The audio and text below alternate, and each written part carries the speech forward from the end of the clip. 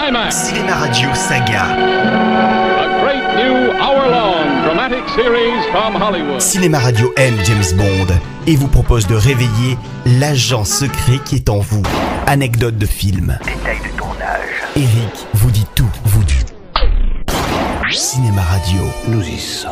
la radio officielle des grands films. Qui êtes-vous? Bond, James Bond. Goldfinger,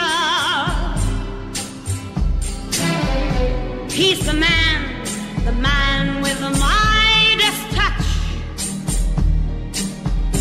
a spider's touch. Si les deux premiers films de la saga 007 avaient connu un succès de plus en plus important, ce n'était rien en comparaison de celui du troisième, Goldfinger, sorti en 1964. Cet incroyable triomphe au box-office donnera naissance à une véritable Bond mania, semblable à la Beatlemania qui sévit au même moment dans le monde entier. Les Beatles qui sont d'ailleurs cités dans le film, et pas nécessairement bien. Mon cher petit, il y a des choses qui ne se font pas, telles que de boire du Dom Pérignon 55 à une température au-dessus de 3 degrés. C'est aussi malsain que d'écouter les Beatles sans boule qui est. Notre héros, toujours interprété par Sean Connery, a pour mission de contrarier les plans du méchant qui donne son titre au film. Goldfinger, Oui, Goldfinger donc, un homme d'affaires sadique et sans scrupules, qui a pour objectif de dévaliser tout simplement Fort Knox, la réserve la plus protégée des États-Unis. Cette clôture entoure la réserve de Fort Knox. Elle est électrifiée. On va la dynamiter. Il est interprété par l'imposant Gerd Frobe, célèbre acteur allemand ayant beaucoup tourné avec le légendaire Fritz Lang. Vous ne savez rien, monsieur Bond. De plus, il est protégé par un domestique asiatique pas piqué des hannetons. En effet, en plus de sa force sans limite, il est affublé d'un chapeau en métal, une véritable arme mortelle. Oh, il faut excuser votre job, monsieur Bond. C'est un domestique vraiment admirable et il est muet. Mais c'est pas un très bon caddie. Le golf n'est pas encore un sport national là-bas en Corée.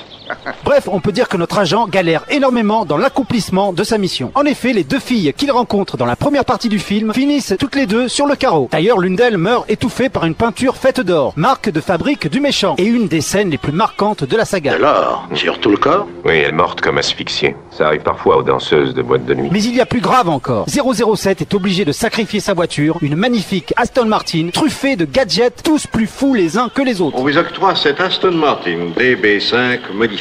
Voyez ce levier de changement de vitesse. Si vous ôtez le capuchon, vous trouvez un petit bouton rouge. Quoi qu'il arrive, n'y touchez pas. Hein, pourquoi? Vous libéreriez cette partie du toit immédiatement, et le siège voisin du vôtre, celui du passager, serait éjecté. Un siège éjectable? Vous plaisantez? Je ne plaisante pas dans le travail, 007. Finalement, Bond pourra enfin approcher son ennemi, mais seulement après avoir été capturé par celui-ci, qui fête dignement son arrivée en manquant de lui brûler les bijoux de famille au rayon laser. Vous voyez ici un laser perfectionné. Il peut projeter ses rayons sur la Lune ou à très courte distance. Il tranche aussi tous les métaux. Je vais vous faire voir. Mais Bond les a fort heureusement toujours lorsqu'il rencontre la chef d'escadrille des pilotes qui vont attaquer Fort Knox pour Goldfinger. Et cette femme, c'est Pussy Galore, qui porte bien son prénom puisque ce sera l'unique James Bond girl à être lesbienne, jusqu'à sa rencontre avec Bond, bien sûr, qui la fera revenir dans le droit chemin de la légalité et de la sexualité. Et Pussy? On a changé le gaz dans les flacons grâce à elle. Dites-moi, pourquoi avait-elle alerté Washington? J'ai réveillé ses instincts maternels refoulés. Et il est vrai que le machisme du héros et des films des années 60 représente le côté obscur de la saga, aspect qui a fort heureusement plutôt mal vieilli. Mais Honor Blackman, première héroïne de la série Chapeau melon et bottes de cuir, fait partie des meilleures James Bond girls de la série, grâce à son sex appeal certes, mais également grâce à la force de caractère de son personnage. Cessez de faire du charme, je suis immunisé. Toujours plus loin, toujours plus haut. Voilà comment on pourrait résumer ce film. Les producteurs ayant pris acte de ce qui fonctionnait le plus auprès du public dans les deux premiers volets de la saga, ils nous offrent tout ça, multiplié par 1000. En effet, les scènes d'action, les cascades et les gadgets se succèdent, avec cette touche d'exotisme qu'apportent les décors, les beaux paysages et surtout les jolies filles. C'est-il passé, oui, Goldfinger? Avec les anges, il joue de l'harpe d'or. On peut seulement regretter que la noirceur et la force brutale de Bon Baiser de Russie aient complètement disparu. Mais il faut constater que ce spectacle délirant fonctionne ici à plein régime.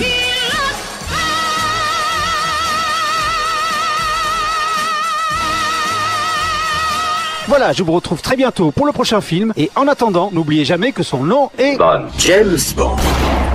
Climax. Cinéma Radio Saga. A great new hour-long dramatic series from Hollywood. Cinéma Radio aime James Bond et vous propose de réveiller l'agent secret qui est en vous. Anecdotes de film. Détails de tournage. Eric vous dit tout, vous dit. Cinéma Radio, Nous y sommes. la radio officielle des grands films.